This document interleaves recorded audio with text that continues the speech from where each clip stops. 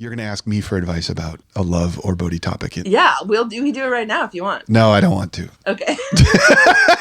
The problem is right now I'm so agitated that I'd probably be mean. You're serious. I am. This is unbelievable. This is so fun. Dude. Yo ho ho, it's time for the Bodhi Show. Living on the water is the only life we know. Yo ho ho ho, it's time for the Bodhi Show. How much money did you raise at the polar bear dip? We raised over $120,000. That sounds like some sort of record. Yes, I think it is a record. That's awesome. And we yes, that's for monitors for the operating rooms at River Hospital. Go ahead. We exceeded our goal, which is always nice. How many people jumped in the frozen river? Over 150 people. What was it last year? Do you remember? Just over 100. So 50 more people decided to jump into the frozen river. Yes. And this year, as opposed to last, it was actually frozen. It was very frozen. Our special guest is here. Oh. Come in. More. Is the special guest the dog? No. She loves you. Yeah. See? We all try to make our pets more charming by saying that sort of thing. No, she loves you. See, Lilo? Don't bite me. Ladies and gentlemen, boys and girls, That's my seat. we have a special guest today. Hello. Hop on the mic. Get on your earphones. Right. Like, it's just amazing watching you do this intro while your dog literally takes his place at the podcasting stage. Oh, she did. She literally sat in the chair where Mark is supposed to Dog sit. just like appeared and then like just sat in the chair as if obviously the dog will be the special guest. Hey, what's up, Izzo? What's up? How are you? Good, nice to see you. You have to Nice to see you. hold your mic like you're not an idiot. So the listeners should know that I made an obscene gesture with the microphone. You did. But now you're the one that has to talk into it, so it's cool. I Welcome back. Hey. You're the official Bodhi Show mixologist. Oh, thank you. Yeah, and it was not too long after this time last year that we had an episode where we discussed the Bodhi Show cocktail recipe. That's right. Which I don't think ever got tried except for the day we Got a little loose drinking it. where we had some loose lips that could have sunk ships from drinking the Bodhi Show cocktail. How did we manage to make up a drink and then not drink it all summer? I don't understand how we did that. Because it wasn't good.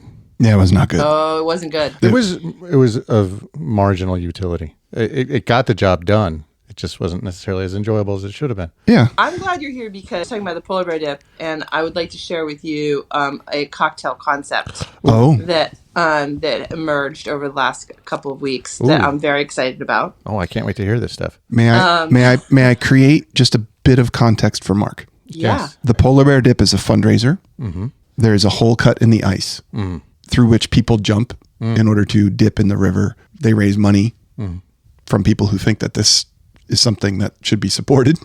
The money goes to over 120 grand. So, okay, let me get this straight. So you pledge. So normally, with these kind of marathon things, you run 26 miles and you get maybe a dollar amount per mile. The polar bear plunge is how long you stay under. No, Just getting in. binary. Just getting in. Did you get in? It is now. That's See, this is why you need a marketer. That's- right? Yeah. This is Well, the two of you are dangerous That's- because you came up with that. Steph's a development executive. She's like, we Great idea. could raise I more love money that. from people. I mean, it does seem like it has a ceiling, which I don't love. sure. But yeah. bottom line, basically, people just give you as much money as they can for you to jump in the river. That's Yeah. it. Well, I mean, I've been told to go jump in a river on more than one occasion. Oh, Yeah. I got to get a Yeah, I rim haven't shot taken sound people effect. up on that yet. Yeah, yeah. So, was that the context we needed, Jeff? Yes. Yeah. Okay. Is this for a specific charity? Can we plug the charity? Were we allowed to do that on the Bodhi We've Show? been doing it repeatedly Oh, yeah. every chance we get. No, we didn't ask anyone if we should. It's the hospital I work for. That's what I thought. That's what I thought. Shockingly- Which is why I thought it was Yes. worth plugging. River Hospital, Yes, a safe thank you. harbor for your health. safe harbor for your health, but not your body. I do think that, I mean, it is like, it's a little bit ironic that we have people jumping in the river, for hospital, but that's fine. I just want to say, but it's a great event and it is really fun. And we raised a lot of money and that's all good. And the weekend before the event, we went to a local establishment and there was a drink on the menu called the Icehole, which I love it already. Is a wonderful name. Yeah. It could be a warm Miller Lite and I'm in. It could be so many things. Yeah. But I'll tell you what it was. It was orange. Didn't taste good. Oh. But the concept was good. It was orange flavored vodka. Okay. And blue curacao. And then they threw some Swedish fish in it, so it looked like you were ice fishing. And it was like in a mason jar. So it was beautiful to look at. Bright blue. Innovative and exciting. But it needed some tweaking because nobody wants to drink like this super sweet, it was too much. Mm-hmm. So instead, at the Polar Bear Dip, we just had, we were having any clear drink you want with like a touch of blue curacao and Swedish fish in it, and calling it the Icehole. So this is fantastic. But I'm interested in your feedback on that concept. Well, there are a number of sort of citrusy Amaros that exist. They'll be a little bit bitter and would be a counterbalance maybe to the sweetness of the blue curacao. What's an Amaro? So an Amaro is an Italian, I can't remember, keep it straight, whether it's an aperitif or a digestif or, I don't know. Probably depends on what time of day it is. Well, it depends on if you drink it before dinner or after. Exactly. That's the extent of my knowledge. Yes. You sound knowledgeable. Oh, yeah. It's just, isn't that the Bodhi Show rule? Just say it with extreme confidence. Yeah. Yeah. Yeah. Yes. So they range, like, depending on where in the boot they're made. So the further south they are, the more they tend to be flavored with like orangey, citrusy tones, and like, so you've seen Amaro before. There's like Fernet Branca is one. There's Cynar, which has got like a weird like artichoke on the bottle. Like, it's like when you're in the liquor store, you look at that and you're like, who makes alcohol with artichokes? And Italians do, because they throw nothing away. They'll ferment anything. Yes, basically old walnuts, artichokes. These are just charred. The old walnut thing I got a text from you maybe very excited about a month ago, because I have a black walnut tree in our backyard, and so far the only thing that happens with the walnuts is they get eaten by the squirrels. Mm-hmm. But I want to make booze with it. Yeah, and I set some aside, but literally in a bucket inside the garage. And while I left the door open for a little bit, squirrels took the walnuts. Yeah, I believe that. They were like, "Thank you for collecting these for us." Well, we need to collect those early in the springtime when they're still green. These would be not appropriate, but like when like the first windstorm that comes through and like some of them fall, that's the guys we want. Okay, not these old vintage ones. Back to Amaros. So Amaros are it's a liqueur that's it has either like a brandy or like a grappa base that you take herbs and roots and stuff, use it to flavor it. It's kind of like a vermouth, right? But like a little that I've heard of. That's the first thing so far you've talked about that I've actually heard of. Yeah, made any sense? Yeah. Don't worry, this is all getting edited out. Good, I'm learning a lot. Yeah. Oh, I say that a lot. Okay. So you start with that alcohol base, and you put all this stuff in there, and it sort of steeps for an indeterminate amount of time. The more flavor you want to impart into the alcohol, the longer you let it sit. And then you take it and you dilute it down to about 20 to 30% alcohol with either honey water or like a simple syrup, because it's these tend to be, they've flavored with things like licorice root and gentian, things that are pretty astringent. So you counterbalance the astringency and the bitterness with a little bit of sweetness, and it rounds it all out, like the... Sort of like, are you talking about Amaro or your relationship with your wife? I got to get a rim shot sound effect. I'm stunned into silence. I was still talking about the alcohol. There's no sweetness at home. What are you talking about? Just for the record, Corey, I had nothing to do with that statement. You did. I'm going to beep out your name. Yeah. There were so many things that are like where I think I'm on the hook liability wise, like how long you can stay under the ice, like Yeah. You're doing great so far. I'm off to a flying start. I have an umbrella policy if that matters. Anyway, so I thought you were going to say I have an umbrella. Yeah, This is also helpful. I do have that. Yeah.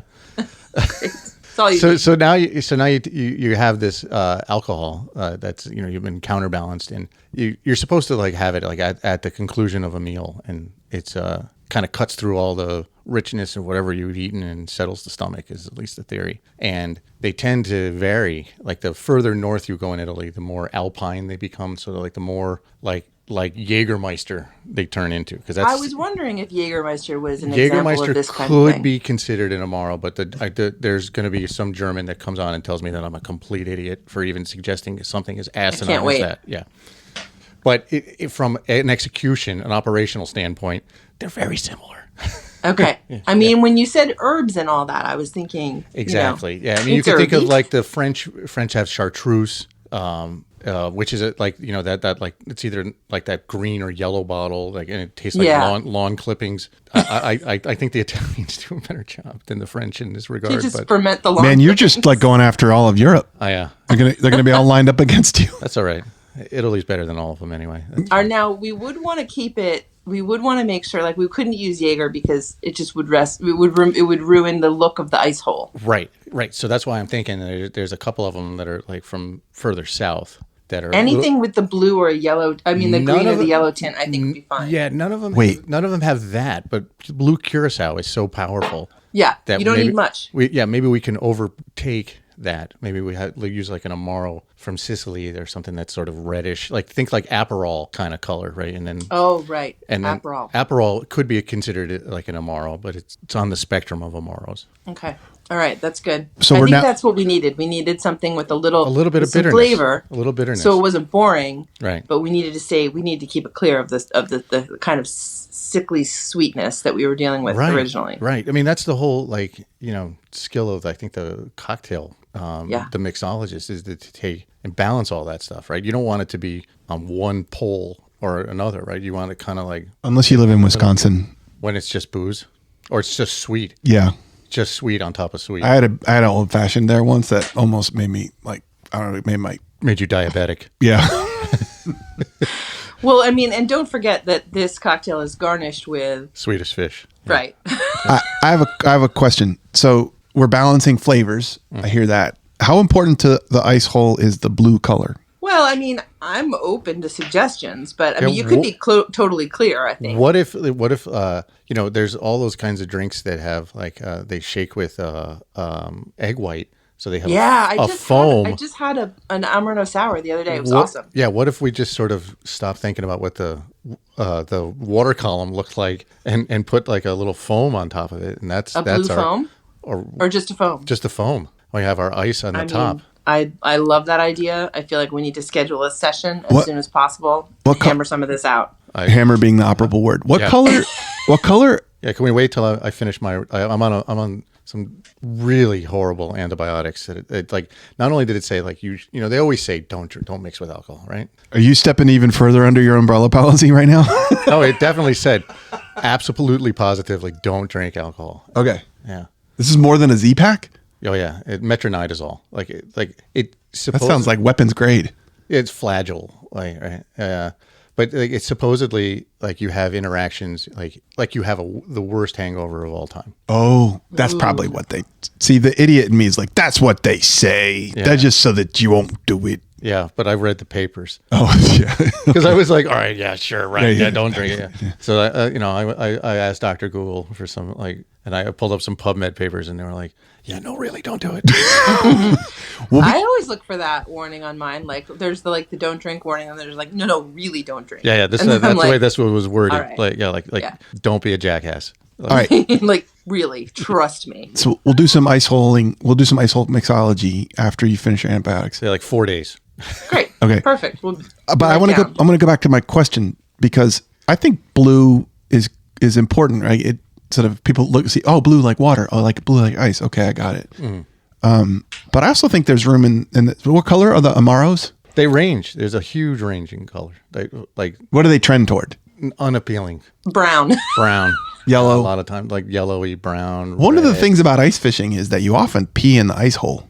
Oh God, no, nope, nope. Wow. Guess who's not in charge of mixology? I was under the impression that this podcast had a family-friendly label, like Kids think stuff's like that's funny. peeing in your ice hole. So far, the only thing that we try to do is beep out the F word. We try. I would say personally that a little bit of the blue curacao in a clear gin and tonic with a bunch of freaking Swedish fish in it was lovely. Sure. It was a little boring because it was just Sure. gin and tonic. But it was lovely to look at the Swedish fish against the blue. You know, it was nice. But don't the Swedish fish just sort of like sink? So here we are. Yes. This is the flaccid dead fish at the bottom.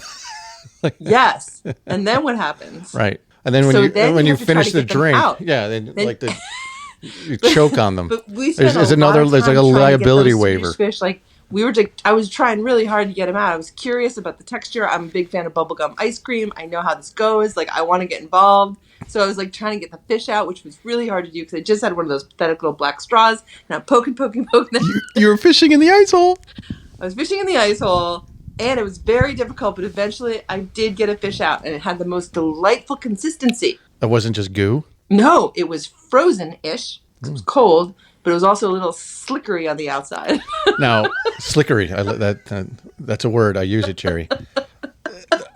So I just want to say... Was it frozen because you were outside at an ice party? At that point, I was in a bar. In a bar, and it was still frozen. Okay. Yeah, it was it was a nice frozen, extra cold, gummy consistency, which I didn't even know I wanted. Just much like the frozen gum in the bubblegum ice cream. Nobody knew that was a good thing. And I'm the only one I think that thinks that because they discontinued it. But anyway, with a little frozen fish... was a little bit kind of like gooey on the outside, but frozen, but then it warms up in your mouth, which was, it's the whole experience. Right. It was still. But again, like a frozen fish is dead. No. Fish can be like close. Don't some fish like have basically antifreeze in their blood? Yeah. I think this is funny because antifreeze, not frozen, right? So I was thinking the same thing. A pile Jeff, of dead fish at the bottom of your drink. What would be better? If the Swedish fish like were like somewhat buoyant, neutral buoyancy in the column? Yes, in the water column. That would be fantastic. They were kind of like going up and down. Like, remember those little games you used to get where you would you'd press the thing and then use the bubbles to shoot the fish around the thingy? Oh, yeah. That'd be so great. That'd be amazing. I mean, so we would need a highly viscous drink, which always makes for fun. Oh, right. You don't have to change the buoyancy of the fish. You could change the density of the water. Of the water. Of the drink. Of the quote but water. You would have to get something different from that little tiny black straw. But we could be, or like a boba straw or something. Yeah. Wait, we need to get boba involved somehow. A boba straw. Oh, I despise boba. No. No. I think somebody should, well, maybe I'll be I'll take this as like my task. There should be some sort of harpoon situation. It would be great if there was a harpoon drink mixer that you could fish those fish out with. The cocktail swords. Straw. Yeah. Yes. Yeah. Wait, but like has a little string and your Swedish fish attached to. So it's like sort of fishing line. Perched on the side of the ice hole. Mm-hmm. There's a lot of fabulous options. Yeah. Yeah. But I do feel better having some extra, brain cells on this whole ice hole situation. Yeah. It all evolved very quickly, as you can imagine, and I can't say it was well thought through. I could take this way further afield. Who knew we could talk about the ice hole for 20 minutes? I know. Oh, come on. Actually, I have not yet begun to fight. Everybody. I like the idea of tweaking the density of the liquid to even just get a Swedish fish to float. Yeah. I mean, there's many ways you can take this. All right. You two need to be separated. This is going horribly off the rails from my perspective. How much editing are you willing to do? That's what I'm having to ask myself. I'm like, fuck, I gotta put this out on Wednesday. We're literally. There's a new season of Reacher out that I want to watch instead of editing. We're not even on to our first topic. Yeah, you've gotten maybe 45 seconds of content. Like the ratio's off. Didn't you say you had to be home by 5:30? All right. Would you like to continue as peanut gallery? I think we've covered Icehole. It's the best. Ladies and gentlemen. We just got played off. Yeah. We got the hook. It is also just fun to say Icehole. And I'm going to leave it at that. Over and over. I have a segue. Speaking of ice, This Week in Curling is going to be superseded by This Week in Canada. Yeah. Right, Stephanie? Right, Jeff, because I didn't do any curling this week. I had to find a spare, which is Canadian for sub. So we're all still learning anyway. But I had to, because I was in Florida. I was like, right. I didn't tell the curlers that I was in Florida because that felt like a mean thing to do. I just said I needed somebody to stand in for me, and they did. So instead, we're doing This Week in Canada. Because you still went to Canada. I did go to Canada because you wanted to do what? Cross country ski. I wanted to go cross country skiing, and so you're really Canadian. This is like I was thinking the same thing when I was doing it. I was like, is there going to be something suspicious about all the border guys? Or be like, you're curling and now you're going to Canada to go cross country skiing? Like, what's up with you, lady? Like, what right. You're defecting. But you do have to remember that there's not a lot around here, and we were looking to cross country ski, and we don't have skis, so we had to rent skis. So we were just kind of Googling around, and the thing that came up was the Triangle Ski Club, which is just north of Rockport. So in Ontario, Rockport, Ontario. Rockport, Ontario. So it was like a 30-minute drive from my house here near Fisher's Landing. And like I was saying, it was amazing because we were trying to find somebody to call and trying to find equipment. And then we texted this number that we found online and said, we would like to rent cross-country skis and ski. Yes, got a text back. No problem. Here's the door code. Oh, Canada. Here's the door code. 24/7. Leave $10 in the donation box. Like that's adorable. And so we went north and stopped at the local pub for a pint and a delightful shared fish and chip situation. Which pub? And then drove up to I don't know. Once you start going north off the river, I don't know. And it was Mallorytown-ish. Anyway, it doesn't matter. And we pulled in, and it's like a little, little housey thing. And we put in the door code, and we opened it up, and there were just all skis and boots, and there's lots of trail maps, and we were already out of our league. We were already not really Canadian enough to be there. We weren't really prepared. We were just looking to have a nice time, but it was there were lots of trails, and they kind of went up and down, which is maybe not great, maybe not beginner level, but we found some stuff to put on, and there were some very nice Canadians that were having a post-ski hot cocoa and brownie experience at the table, and they were definitely eyeing us up good luck out there, folks. It was they could tell we weren't really prepared, but that's okay. That's right. As I will say it all day long, I do not mind being bad at things. So I don't mind. It's okay. Yeah. And so we eventually got ourselves suited up, and we went out on the trails, and we fell a lot because going downhill on cross country skis seems like it's going to be so fun, and then you start doing it, and it's terrifying. Yeah, it's not good. So did you teach the Canadians a lesson and steal all the skis? That's the political moment. Teach them why they can't trust Americans with the door code and leave $10 in the cigar box. Right. Yeah. Mark, I'm heavily invested in Canada. Stay in Canada. I do not want them to be taught any lessons. It's my solace. So I get that. I just kept suggesting that we should put more and more and more money in the donation box because we kept ruining their trails by falling on them. Were they groomed trails? Oh yeah. Oh yeah. Well, they were when we first started, but by the time we were done, they were not. They were. So you've now pissed off the ice committee at the curling rink, maybe also the cross country ski trail grooming committee. It is my great hope that not so much piss off as maybe they'll feel badly for me. You're going for pity, not anger. So what's the adjective when it was groomed? We have a few Canadian listeners, and they some of them are in Ontario. So I'm sorry. That's what I was going for. Yeah.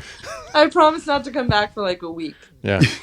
Which pub did you go to? Did you go to Rockport? Yeah, Cornwall Pub in Rockport. Which is one of my favorite places. I have a few favorite places on the river. That's one of them. It's so great. It did not disappoint.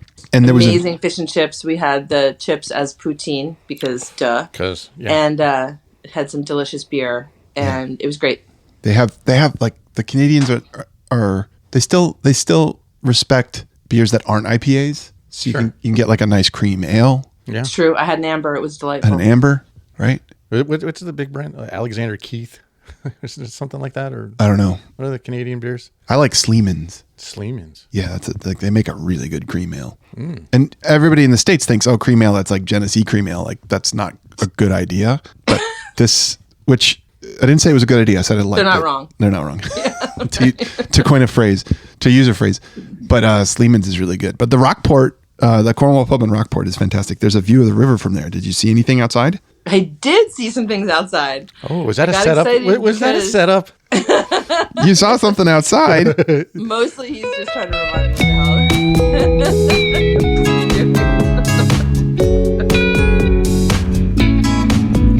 It's the boat of the week, stable and sleek. Check out that vessel, baby, isn't she sweet? It's the boat of the week, the boat of the week. Ooh, how I love me, the boat of the week. Da da da da da da. Hey, yeah, let's check out the boat of the week. What did you see outside, Stephanie? Wait, hang on. We need to address the fact that did you just do a catapult? I mean, a somersault? Like what happened there? Like that was disorienting. Yeah, that was disorienting. Stephanie flipped her phone upside down so she could look at the picture that we're going to look at and discuss of the boat of the week candidates. That's exactly right. And it appeared to Mark and I. Yeah, that's your boat of the week. Yeah, I'm sorry about that. You were so excited about the theme song. You did a backflip. Yeah. Okay. Which one? The left or the right? There are two very beautiful frozen tour boats. We were talking about like what we should do for this show beforehand, and Steph said that she went to the Rockport Inn, and she said, "Oh, like I was at the Rockport Inn, and there were frozen tour boats outside." I said, "Oh, frozen tour boat of the week." Yeah, frozen tour boat of the week, and here we are. No ice hole required. Actually, yeah, a very large ice hole. Very large ice hole. So I'm looking at the picture. Do you want to try and use words to describe this, Stephanie? It's always good for you to. It's always good for you to practice. Remember, you told me that after last week's episode, when you couldn't see the pictures of the dredgers that were the boat of the week contestants, that you wanted to be better at describing boats for our listeners because you realized I have real empathy for our listeners now that I understand what it's like to have to listen to me talk about the boat and just say it's hot. I'm trying to channel that while also looking at the boat, and I'm having a hard time doing both, but I'm going to try. I'm going to try to remember what it feels like to not look at the boat while looking at the boat. Talk to me, Steph. Okay. It's just me and you right now. Just tell me about the boat. I can't. I couldn't hear that. Say that again. Oh, I said it's just me and you right now. Just talk to me. Tell me about. You're talking me through it. Yeah, go ahead. Okay, thank you. I have faith in you. I know you can do it. All right, listen. We're gonna start with Chief Shingwa. Sure. Shingwak. What does that say? SHINGWAUX. Okay, so we're gonna say Shingwa. I don't know. That is the name of this particular frozen tour boat. So I would like everyone to know that what we're looking at here is maybe a 60-foot hull, Jeff? I would agree. Okay. And the hull is blue. The bottom of the boat is blue, navy blue. Yes. Very nice. It's all metal. It's kind of even front to back, like not a lot of shear, Jeff? Yep. It doesn't swoop up or down the shear line. Is shear the right word for that? Yep. Okay, so the nose of the boat, the bow, is not much higher, a little bit higher, but not much higher than like the stern. Right. And so once you leave that, and then like there's also like it's wide, right? It's a tour boat, so it's wide. It's not super pointy. It's like a little bit pointy, but not that pointy. And there is what has to be some sort of a wave deflection bump that runs along halfway from the top, like on the freeboard, if you will, above the water line. There's like a metal line that pops out along the whole hull. You're doing great. You are. Okay. That's a splash rail. Splash rail. Right. Thank you. All right, so that's the hull. That's the bottom. And then up from there, it's all white. There's 2 levels above it. They both have lots of windows. It's a tour boat after all. And I am slightly hindered by the fact that I only have one picture of this, and it's kind of from the front. But like, it's kind of boxy. Looks like the piloty housey thing is on the top, like the second level. Do you think that's true? Agreed. Yeah. I would say so. Okay. I would even just call it a pilot house. Not a piloty housey? No, you're right. It's just a pilot house. No. I'm being a D. You are. Yeah. When you're right though. Come on. And the it looks like the second story of like if you're up on the second story, it looks like it's kind of open. It up does. there. Like it does. It looks like it. Yeah. It's like a like it has no windows. It's like, we'll call it a boat porch. It looks like it looks like a big wedding tent. One of those like white rental wedding tents. Is it a tent or is it a roof?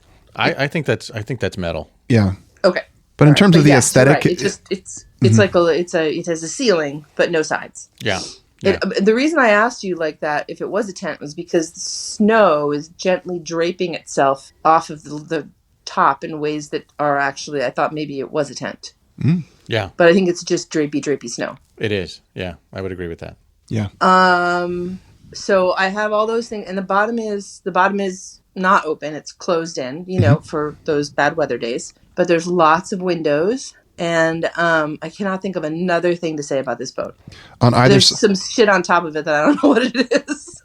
Sure. There's some mast up there to hold radio antennas, and there's a radome, like a radar dome, and there's 2 masts. There's one up front that's really tall that's got like radio antennas, and then there's one in the back that looks like it's got a bunch of signal lights on it. I'll add that the piloty housey thing is very far forward of the upper story of this, and on either side of that, there are 2 little balcony booth sort of situations. Yeah. So you could step forward and you could look. You're pretty close to the front of the boat, and one of the things I like to do is like look down at the water as the boat's going through it, and that would allow you to be pretty far forward, looking down at the water, to have the same view as the captain who's driving the boat. And I think that's where the twin 50 caliber machine guns are mounted.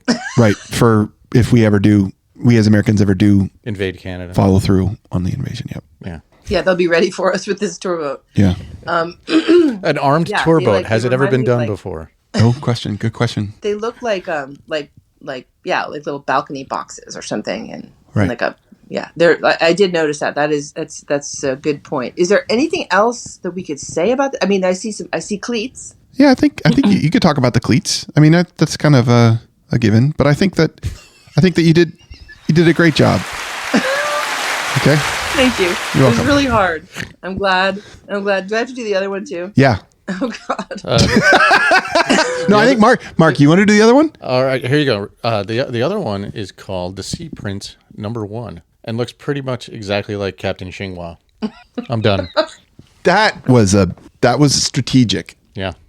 I'm gonna say you are right. It pretty much is. Although, as I look at the Sea Prince, not Sea Prince 2. You get Sea Prince 2. Yeah. I only see 1. You said Captain Prince 1. Whatever. It says 2. It says Sea Prince. Well, I can see some differences though.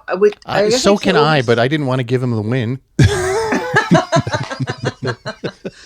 I actually don't know if this one has a hull color though, because I'm assuming because the dock is white. obscuring our view. Yeah, the dock is obscuring. These things are real frozen in, right? There's like drifts of snow around them. Yeah, they're steel hulls so that you can just freeze them in. That's no biggie. Yeah. The Sea Prince. If there was a crew to either the Sea Prince or Captain Xinghua, like they would have been dead a while ago. Frozen. They'd be like. Yeah. They'd look like Jack Nicholson in The Shining. At the end of The Shining. They totally would have ran out of food. Yeah. Ate each other. And all such a tragedy because all they had to do was like walk down the dock. Yeah. Right. To go to the pub. Yeah. Go to the pub. The Cornwall, which is evidently fantastic. Like, come on, guys. Yeah. I mean, leave the boat. It's fine. Right. It's not going anywhere. So the Sea Prince 2, it does have a tent, like a wedding tent structure on the back, but it's just a metal frame right now. Oh yeah. And it has some tinted windows. I'd say more than the Chief Xinghua, so it's a little more like 90s in terms of its window situation? I would say the upper deck kind of flares outward. Yeah. Where the Chief is pretty much a box. Yep. Yeah. There's a little more. Yeah. So, ladies and gentlemen, these are your frozen tour boats of the week. Which one are we going to pick? Which is the boat of the week? I was so busy trying to articulate what it looked like that I haven't actually just processed what I think of it. What do you think, But Mark? I do have to tell you, visually, Yeah. I have a strong preference for the Chief. I also like the name better, and I like the blue. The blue is nice. And I like the like the window boxes or whatever we call them. I look at that boat and I just want to get on it. And it looks a little more personal. It looks a little bit less like commercial to me. Yeah. And it has more weird shit on top, which I like. Agreed on all points. I've actually been on the Chief. What's it called? Chief Xinhua. Xinhua several times, and I can tell you from experience that it has banquette seating everywhere. Like Fabulous. What's that a fancy word for? Naugahyde. No, what is the seating that you like in the bay? Up in the on boats that you always get all weak in the knee for. That's what I was trying to reference. Oh, really? Pretty much like diner booth seating? Yeah, exactly. Banquet's a really fancy word for that. Oh, okay. What's the nautical term then? Wraparound? Oh yeah, the wraparound seats in there that are in contrasting colors. That'd be great. Yeah. I think I've never been on the Chief. I have no idea. I feel like drinking an Icehole on the Chief Xinhua. Shamwow. The Chief Shamwow. This is some fun. appropriation I'm going to have to edit out. It's like this is not helping your argument for being assimilated into Canada. You're like the Chief ShamWow or whatever that shit is. Yeah. I'm gonna knock back a few ice holes up there in Canada. You just gave me a Milwaukee accent. I don't know where that came from. Yeah. Yeah. Now you have to edit it out because you made it worse. We'll see. I'm struggling to say the name, but I still am determined. Xinhua. I am determined to adore this boat, and right. I'm determined that I would have fun on it. That's how I feel. Those agreed. are my thoughts and feelings. I'm going to concur with the Chief Xinhua because it looks more open. The upper deck is all open, whereas on the Sea Prince 2, it's like partially open. There's like a tinted glass house up in the forward 2/3 of it, and just a tent in the back.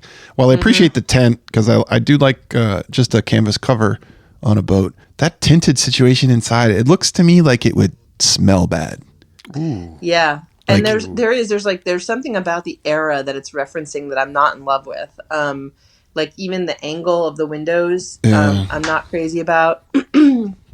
I don't know what it would smell like, but I'm pretty sure I wouldn't like it so much. You wouldn't like it. No. Yeah. You'd need something stronger than an ice hole.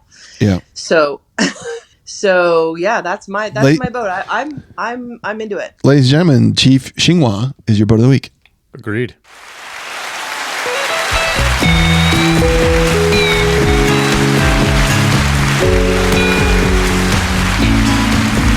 It's the boat of the week, stable and sleek. That was a long, drawn out, painful selection of a frozen tour boat as your boat of the week.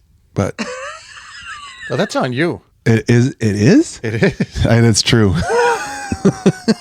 I think that was. Just remember when you see, I'm being a dick again. When you point a finger at somebody, I'm being a dick again. You're pointing 3 of them right back at yourself. Stephanie, I just realized I just said something horrible. I was like complaining about the fact that you described the Chief Xinhua. Yeah. You did a great job. A fantastic job. Fantastic. I don't know why. I don't. You. I don't know why you put up with that. it. Yeah, exactly. Why do you put up with it? I think you bring it out in me. What? Me? Yeah. Yeah. Yeah. It's my fault, Steph. I apologize. He wants to be mean to someone, and like he lashed out at you. And It really, like, I felt actually a little bit proud of the fact that I had managed to talk for long enough about a boat and what it looked like that it was too long. Oh, yeah. Okay. Well, you just let me off really nicely. Thank you very much. Where's my notes? What's next? I don't. Yeah, Don't know. make a note not to be a jerk. I know there's been some discussion of that, some introspection and reflection. Don't worry. Like that segment's coming up next. It is, because coming up next is Was that another segue? the second The second segue in a row. this is going to be a good one. This is coming up, the second edition of Love/Boat. Exciting and Jeff is so done. It was last week was a call-in show. We had one caller, maybe a little lower, participation than we'd hoped for. Sure. Yeah, and maybe that participation had to be prompted. And so we decided that we would show the listeners what we're looking for in a Love/Boat caller. When a call Again, it's straightforward. To give the explanation, the basic explanation is just any situation that you've struggled with that may have to do with either a boat or love or a combination. Yeah. Oh. It's pretty open-ended. Oh, yeah. All right. So we decided that we're going to offer unsolicited advice. What was it? I think we're going to give some examples from our own experience. I'm going to start. Stephanie, Oh, jeez. Yeah. what advice do you have for me about love, Ooh. boats, Ooh. or a combination of the two? What relationship advice do you have for me, Stephanie? Ladies and gentlemen, listeners, I have no idea what she's about to say.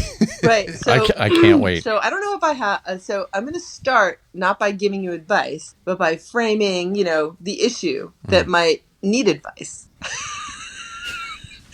like when you make everybody move around the boat so the boat is balanced. Okay.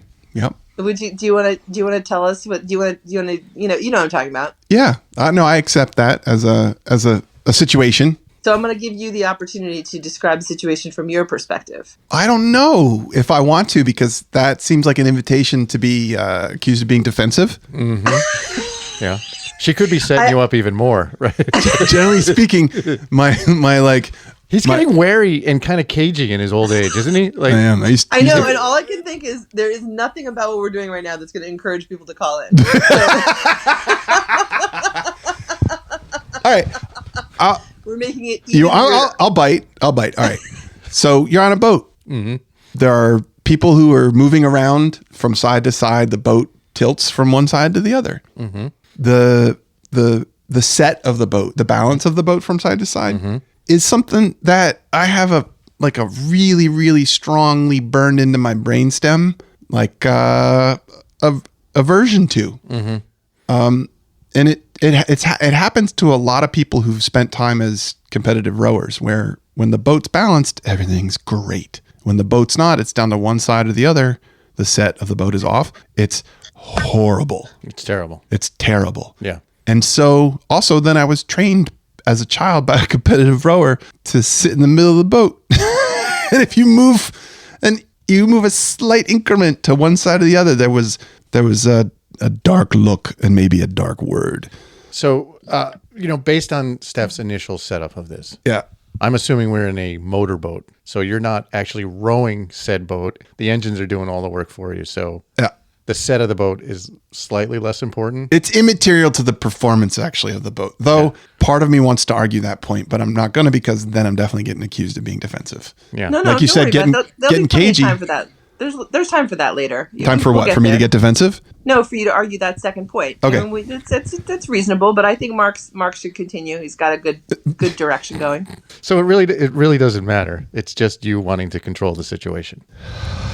Oh, I think I landed one.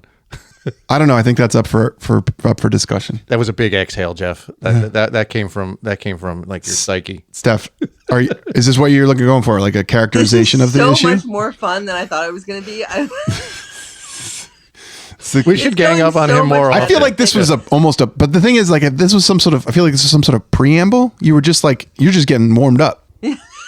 No, I think that I mean, first of all, I wasn't expecting 3 people doing this, which is both better and Which weirder. when the topic is of love, like Yeah, we not often when 3 people are involved. Oh God, we needed an Italian to come join us because Italians. You know, I we're love. moving towards that. Yes. We'll get there in a second. Like the point is that because you have this strong experience, which is partly referential, right, in your past, and partly experiential, in the current what's happening when you're in the boat, you tend to sort of snap at the people in your boat to get to like snap. Get into their. I mean, I will say that you don't snap at me. Smart. That's just smart. But you do convey the fact that there should be stabilization. That's a nicer way to put it. Yeah, it's snappy. Let me defend Jeff here. If he's driving the boat, then he's I don't trust this. Kind of the captain. It's not a democracy, Steph. Like, you know, when he's at the helm, he might be terse with you because, you know, like it's hugely important that the set of the boat is right or whatever. It's not though. Yeah. But, you know, like for everyone's safety and, you know, the efficient operation of the vessel. Yeah. So you have to listen to your listen. So far, all we've done is like call out a bunch of behaviors, good or bad, right? But I asked you for advice. Yeah. Stop doing that. No, I didn't ask. Mark, I did not ask you for advice. I stopped asking you for advice a long time ago. Again, smart. Yeah. I definitely think, like, in order for me to give you advice, you and I have never talked about this before. I have to be honest. I have no idea why you want the boat to be equal. Now I know because we talked about it. I've always been mystified by this. Really? You had no idea. So you just thought this was just some weird, really strange behavior. Yes. In fact, I still think it's weird. That's fantastic. Behavior, but now I know why. That's fantastic that you were like, what the heck is wrong with this whack job? And like the boat having to be set. I'm like, I've been driving boats a long time, and while you may like it when it's perfectly level, it makes no difference. Or one could even say that if it's not perfectly level, side to side, then it's just more of a challenge for the person driving, but you're up to that challenge. That was really good. That was a really good backhanded dig. Butter them up. Yeah. Sometimes the boat just tips to the side and you drive it anyway. I mean, and again. No, you can't. You can't. Oh, just thinking about it makes me really uncomfortable. But now I know. This is good conversation because I didn't realize there was anything to do with rowing that had anything to do with it. No idea. Oh, God. I'm just like, I'm putting myself in that place when the boat's off. Toby Pennington. Uh-oh. Hold on a sec. Yep. Toby Pennington, you are on the Bodie Show.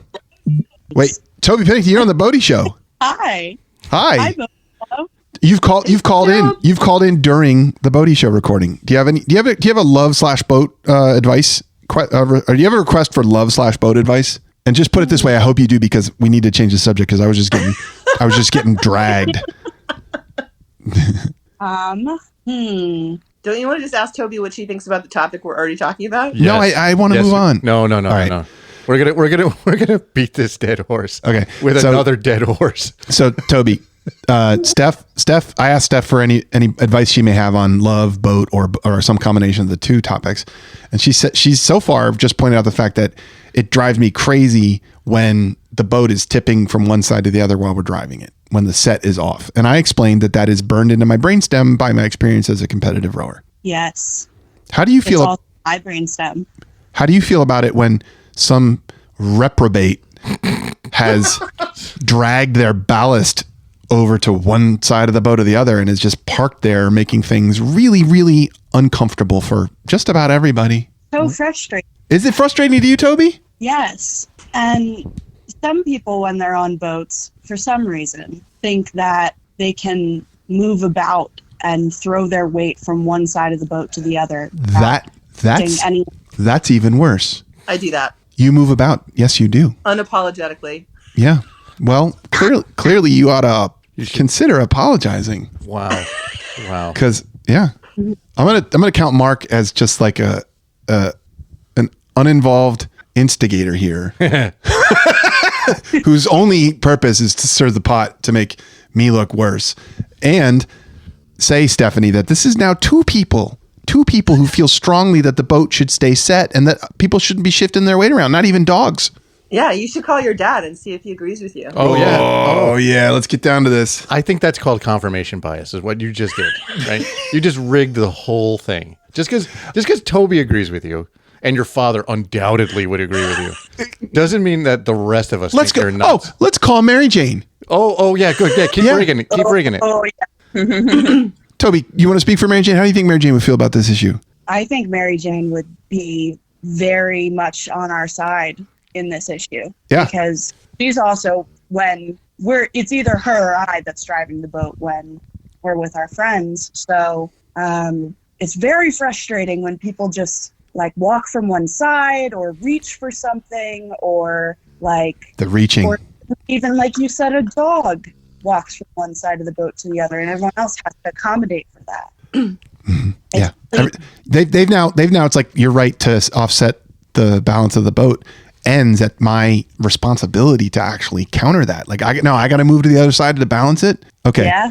That's 3-1, Stephanie. So I have some advice. They're all related. I'm going to turn this around. I have some love/boat advice for you and for Missy, who is my wife, my lover. Yeah. Stay in the middle of the boat. That's the advice. And Unbelievable. Wait, hold on a second. yeah. Oh, wow. What an abuse of authority. You ended this. No, I just applauded. Segment. There were clearly there was a whole crowd of people who wanted to applaud me on that. Right. Yeah. Wow. Look at this clear manipulation of the control, the podcast control. Unbelievable. They finally come in handy. Toby, I know you didn't call for this mess. Why did you call? I need the Amazon codes. Oh. All right, I'll send it to you. Do you want to stay on, or do you want me to? All right. All I right. don't know if you can hear me, but Thanks for tell her I calling said in. bye. Bye. Yeah. Oh my God. I love the fact that this most mild topic Really today, rankled him. It's really like, and again, listen, like we just, I'm not trying to start a fight. Like I really respect you and your boating experience. That makes me even more angry because you're generous. when you say it like that, generational, keep like pandering. clearly, like it's like a hereditary trait. Yeah. Clearly, it's certainly nature, not nurture. Yeah. That you're I need a strong, I need depending- a strong Icehole to calm me down. that generation after generation of Bartender, I'd like an Icehole. Make it a double. can't handle the fact that a dog or somebody might lean in a boat. Or somebody might like get up to get a sandwich, or maybe grab an ice cold beverage. You try. Literally, if we had a heart rate monitor on me right now, while you say this stuff, Poor Jeff. Okay, my heart rate Jeff, would be going we up. have to reel this in because if we can't work this out in a way that's positive, then no one's ever going to call for this segment ever again. Right. Well, they don't want to call because they're going to be attacked. No. I think we would actually try to help other people. We tried to help Patrick. All right. Well, I do just want to say that when I'm in the boat with you, Stephanie, you get just upset sit when down people, and like- shut up. No, the talking's fine. Yeah. Talking's and you great. get upset I can't when hear it over the motor. Just don't move ever. I personally feel that if I were married to you, I would be like, dude, you need to get that under control. Like you need to go do some exposure therapy and go sit in a boat and tip side to side for. I can't. Nope. I can't do that. I can't. What do you do when you boat with me? I mean, my boat doesn't stay perfectly even all the time. I move around a lot to balance it. Really? Yeah, literally. You will shift. Yeah. To try to trim the boat. And you don't do that on purpose, though, like to get back at me or anything. No, just because I want the boat to be set. I want the boat to be even. So I'll move. Like if So sometimes when you fly in a smaller-ish plane, that's maybe not full, like the flight attendants will ask you to move to one side or the other. Are you relieved because you noticed that there was like 20 people on the No. the left side of the plane? It's very boat specific. It's boat specific. Yeah. But maybe next time you're on a plane and they ask you to move, you'd be like, Yeah, thanks for putting that in my head. "You're welcome." You're welcome. That was intentional. Just planting seeds, baby. No, like when I'm on your boat and it's unset, which is almost all the time. I move around, like go out with you. And yet I managed to get where I'm going with no Shocking. problem. I go out. It's unbelievable. But miracles happen every day, Steph. Miracles happen every And day. the irony of this is that I've chosen to like I've chosen round bilged down east boats, which have less. They have less initial stability, so they're even tippier.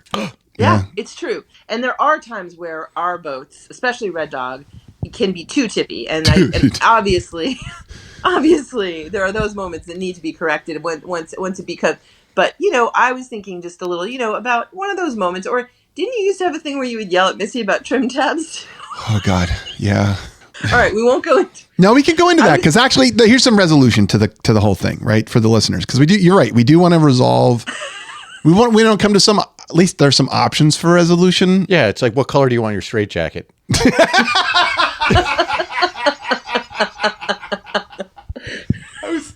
I was listening to the last episode. I'm like, man, I laugh too much. I should laugh like more sincerely. That was a sincere laugh. That was a good one. So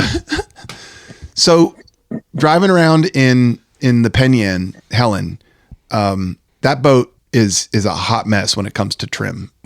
Pitch front and back, trim side to side. And it has huge trim tabs, thankfully. And trim tabs are operated by a little joystick, and they're like, for people who aren't familiar with trim tabs, they're like the sort of flaps on an airplane. They go down and they go up, and when they go down, they push against the water because they're mounted at the transom. When the boat's up to speed, they're mounted at the transom. When the boat's up to speed, water's passing out from under the transom. The tab goes down and there's one on either side of the boat. The tab on the port side, the left side goes down, and it lifts that side up. It pushes against the water, right, and creates I've always lift. wondered that. I don't know how they work because I've never had them. So Helen has big trim tabs, and Missy would love/boat. Ladies and gentlemen, if you're looking for a healthy set of trim tabs. Nope. Oh, she just told us to stop. We got flagged. We got flagged. We got tabbed. We got tabbed. All right. It was going to go off the rails real fast. Yeah, That was smart. you saw it. That was smart. Thank God I this already is. heard it. Yeah, you heard it. You didn't even see it. So Missy, we drive around in Helen, and like the trim would be off, and it's not just side to side, but it's also the pitch front and back, up and down. And there was a period of time when I was sharp with her about that. I'm like, just adjust. And so she said, I don't care about this. I don't care about it. It's your problem, right? Which is a pretty good response. And she didn't she got angry a few times, but like the overall theme of it was that she was just like, she got through to me. She's like, listen, this is a you thing, not a me thing. Well, maybe the good folks at Penyan, when they designed the Helen, they put the trim tabs on her for a reason, right? Yeah. Right? And Missy was ignoring that reason. Right. Well, I mean, that's like kind of like not using your turn signal. Like, how's that make you feel, Mark? Enraged. No, but that affects other people. That affects other people in other cars. That's different. Okay. This is just you and your experience. So, Jeff, what was your response when Missy was like, "That's a you thing"? Let's talk about my eventual and ultimate response. Not necessarily my response at first, or even for like the next 10 times. I absolutely agree. The overall, let's focus on where are you now? The outcome. Where am I now? Yeah. Missy's talked about this on the show before. She calls me the trim fairy. Oh yeah. Because just kind of reach over and touch that little joystick. She's driving Helen, and we're going along, and it's great. Everybody's having a good time, and the set's off. We're down to port or starboard, or the pitch is off. We're down to the stern or the bow, and I just like quietly come into the cockpit area, and I reach over and I operate the joystick and I correct it, and then I go back and I sit down, and we don't even talk about it. It just happens. So civilized. She calls me the trim fairy. She's like, I just the trim fairy shows up and magically the trim gets better. Yeah. I think you should wear a set of wings or something when you do that. Okay. Obviously. that would offset. Like, no one would be annoyed if you came over with a set of fairy wings to adjust the trim tabs. And I think I think that's a very. I mean, I'm going to skim over how long it took for you to arrive at this solution, but it is an elegant solution. So congratulations. To just shut up and fix it without saying anything and making it and snapping, right? Which is what I do on your boat. Like because inevitably when we're out in your boat, you're driving, and then whoever's riding with us, Julie or Missy, is like sitting right behind you, and we're like slammed down to starboard. So what I do is I just move all the way over to port, and I swallow, and I accept that the set's only going to get that much better. Will you ever go like lean way over the gunnel like you're sailing? I do on my boats. Like when we're on either of my two Easterns, which are center consoles, so that's easier to do that. I'll basically I'll put a foot up on the gunnel. I'll shift my weight all the way over to correct it, which is stupid because I'm like basically about to fall out of the boat at that point. Maybe you should get like a boat hook with like a 20-pound weight and just hold it off. Maybe I should get trim tabs on all my boats. Maybe. Which really heavy fairy wings that lay out one side or the other. Yeah, or just let it go. I would like to. I'd like your help. Will you help me? It's just a cry for help. I think this is the first step on a long journey, Jeff. Oh my God. I think like so many things we just get used to. This is like in a certain way. This is your favorite type of show. You love this so much. You do. Yes. You love talking about. Right. It's interesting. I mean, we're human beings. Sometimes we don't even think about. We have reactions to things. We don't really know what or why. I have been mystified by this element of your personality for decades, and I've been sort of peacefully watching you. Like, he seems like such a great guy, but what's up with that? Like, so Steph, do you realize that you are basically like the Jane Goodall of Pennington research? Of like Pennington-centered boat behavior. It's a niche. It's a very niche. Yeah, exactly. But what? At the end of the day, what research isn't, right? You know, like that's true. Corner of the world. Somebody has to investigate this. I do feel like I'm uniquely positioned. Yeah. And like too far to port. That's what you are uniquely positioned as. I do. I'd like it if you were less uniquely positioned in the center of the boat. Thank you very much. I bet. So would Toby and Mary Jane and my dad, and so far everybody else that we've even interacted with. Oh my God! It was going so well. You are such a great. You're right. You are such a poor statistician. You called everybody into this that agrees with you. See, do your research, Mark. After literally saying that you got this from your dad. Yeah. Then you called your children and asked them. Yeah. No, they called in because it's that important. They were that. Toby was that irate. She was that important. Yeah, either that or she wanted the Amazon codes. Yeah, and she definitely was agreeing with whatever I was. You wanted to say, so she could have the Amazon codes. She had to get off the phone. She's like, oh God. But it never bought. Like, I was never like, I'm not riding in that boat anymore because that guy's so weird about it. Like, I wasn't like, we have to go through the boat stabilization thing. I was like, okay.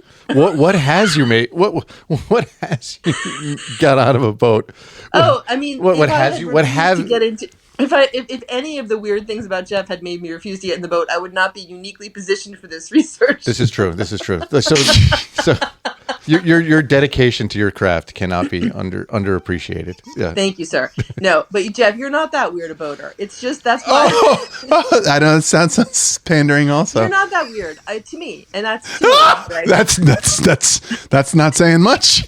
Okay. Yeah, you're not that weird but to me. You and I met, there are these subtle differences, and I think but I think that we've had a good conversation. We have. Even though you do seem very angry. I'm actually. I think my blood pressure is coming down now, but I'll own it. This is an area of personal growth for me to let go of. This fixation, this impulse. It's a reflex, right? We'll just practice it this summer. You could just get. Oh no.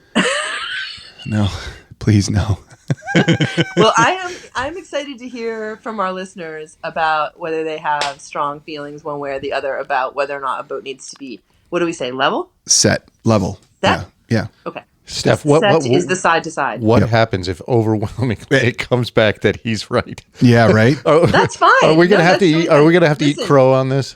I am. You have to eat the Swedish fish at the bottom of your ice hole. Yes, yeah, but she likes that. I love that. No, you know this about me. I am the least finicky boater. So I expect that I am not pretty much sort of like, I wasn't raised with boat rules. No. So I'm like a wild animal. It's true. You're practically feral. You weren't really raised with any rules. I am feral when it comes to boats. It's true. And some of those things I've learned, I'm correcting. Like, I'm happy to, I'm happy to be wrong. Feral boating. Yeah. I don't think we should do a reciprocal on this. I think that was enough of love/boat. I feel like we already did anyway. Like you. What do you mean? I feel like both of you are working through something here. Like, oh yeah. I think this is a mutual. I feel like you were just as critical of my boating style. Your So lack of attention to your something disregard. clear. Yeah. My To disregard to of like an the important physical set. principle of actually being out on a boat. And I want to. I'm going to anticipate the listener correction. The side to side is technically the roll. The front to back is the pitch. I call it set because that's a rowing term. And That's a rowing term. Okay. Yeah. So what is it again? Roll. Okay. Yeah. So when it comes Pitch, to roll, you like it to be in the middle. Yep. I don't care. Shockingly, I managed to get places in a boat anyway. I don't know how it happened.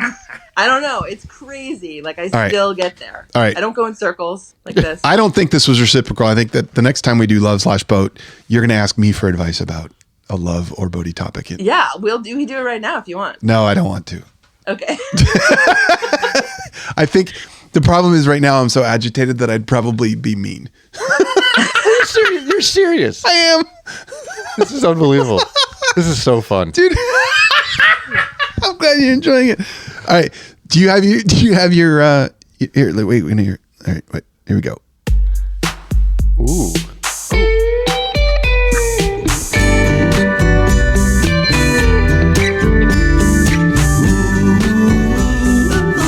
Sweet copy, I just gotta get them all of that sweet copy. Come on, Jeff, and read us those vintage boaty advertisements. Now give us some of them old boat ads. That's right. It's time for our old boat ad. Jay, if you listen to this, I'm sorry I didn't upload the actual cut, the actual mix that you sent me. That I know that was just the demo, and I will endeavor to have the appropriate old boat ad. I can't imagine how you could even possibly improve on that. He's that good. Really? That was just something he just like tossed off in a That's insane. that was a throwaway. Wow. Yeah. That's fantastic. Okay, Stephanie. Well, I mean, I feel like it needs to be said that this is your segment. He did address the entire intro song to me. I mean, your name is in the music. So this is really your job to do. But as I said to you, I wanted to see if I could, what should we say? Audition. Sort of, audition Yeah. to see if my reading of vintage boat ads is acceptable enough, to also bring some joy to the show. And I think you and I read this thing ages ago. Yeah. Because I used to have a Menemsha, right? 16, 17, just under 17 feet, Boston whaler. Mine was, I believe, in 1968. This is the 1970 catalog description of said Menemsha, which I will not describe because I'm about to read the ad for it. Thank God. Okay.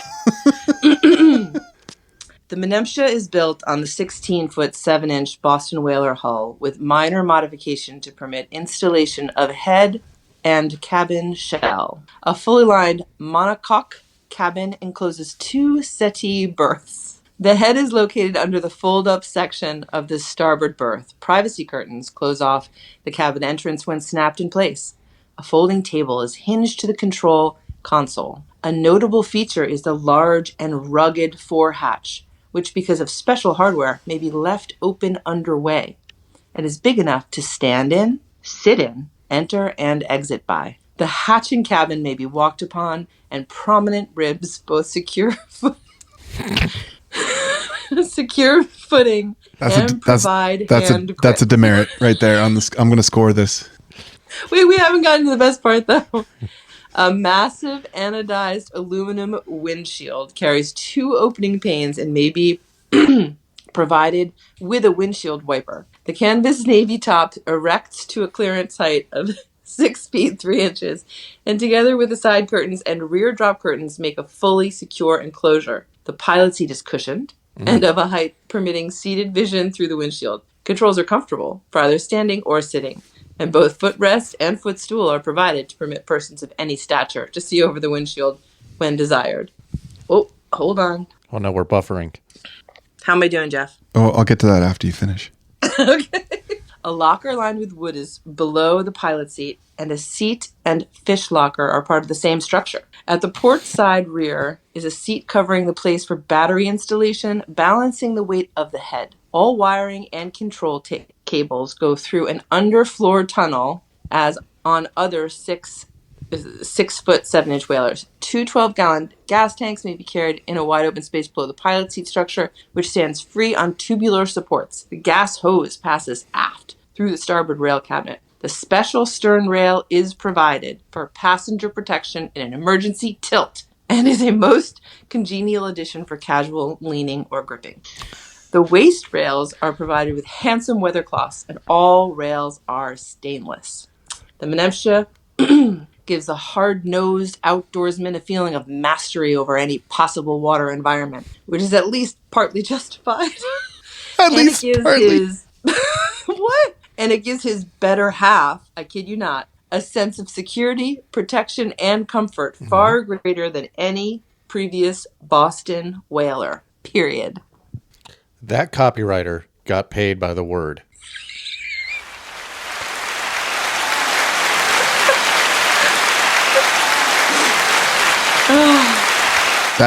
That was a standing ovation. That was very well done.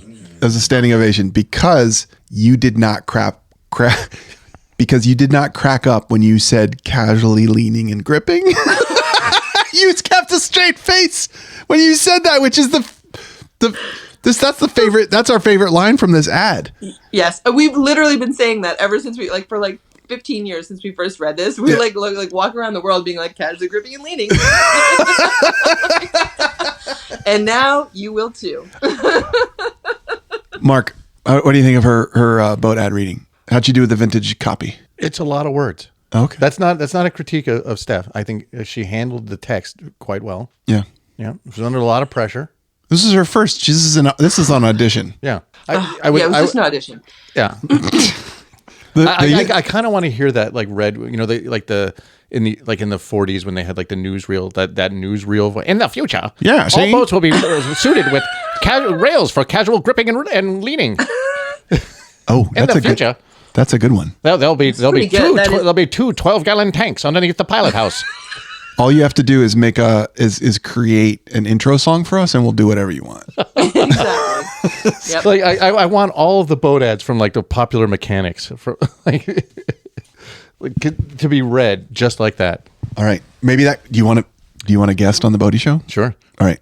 Yeah. Find an ad and come back and read it because you got a pretty good voice for that. Yeah. But we're not talking about Steph's performance. I think the listeners are going to have to weigh in on how well you did. Yeah. I mean, that's the feedback I'm looking for. My name is in the song, right? Yeah. I'm not an objective judge here. Yeah. Well, I mean, I'd be curious to how you could have done better. I mean, honestly, she got through erect, casual gripping and leaning. I did. Thank you for noticing. There's a lot. There's something you cracked up about the ribs. Ribs, you're walking around. Yeah. There's a lot of goofy stuff in. There's a lot more to ads than just not cracking up. Yeah. There's a lot more to reading vintage boat ads than just not cracking up. Mark. Yeah. I mean, and seriously, that was 2,500 words. It was a long one. I know it was long. It was long. I do, and what it gives. Where was that print? Where was that printed? That's a full page ad. The picture must have been It was in the catalog. It was in the catalog, yeah. Oh my God. I'm going to send, I already sent it to Jeff. I don't think I can send it to you, Mark, because I don't think I have your number, but I'm going to check, because I might, you never know. Yeah. But yeah, it's pretty good. Stephanie, I think you deserve another round of applause. Absolutely. All right. Bravo. Thank Bravo. you. I appreciate everyone bearing with me while I tried my hand at that new and exciting task. We'll just say that the jury's out until we hear from the listeners on how you did. Sounds good. Okay. I'm happy with that. All right, great.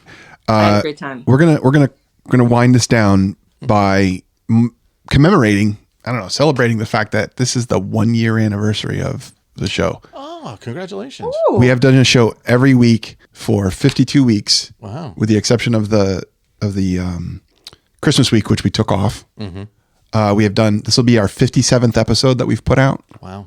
So we had a bunch of bonus episodes. You were a bonus episode, and thank you very much for that, Mark. I feel like a bonus episode. Oops! Oh, you got it. I got some extra on that one.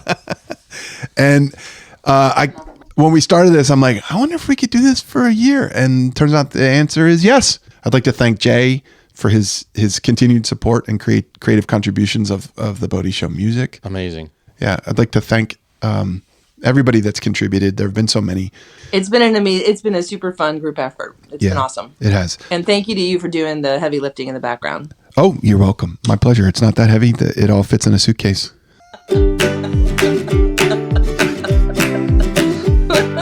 Yo-ho-ho, that's it for the Bodie Show. Pack the cooler, grab the lines, let's go, go, go. Yo-ho-ho-ho-ho. That's it for the 1 year birthday of the Bodie Show. Thanks, everybody, so much for listening. We love y'all. We'd love to hear from you. Email us, thebodieshow@gmail.com. Mark, thanks for being here on the birthday episode. Thank you for having me. Yeah, you're welcome. I'm just going to bring up trim great. tabs now all the time. stab me. All right. Since I can hit the stop recording button, I'm going to do that. We are out. Thanks, everybody.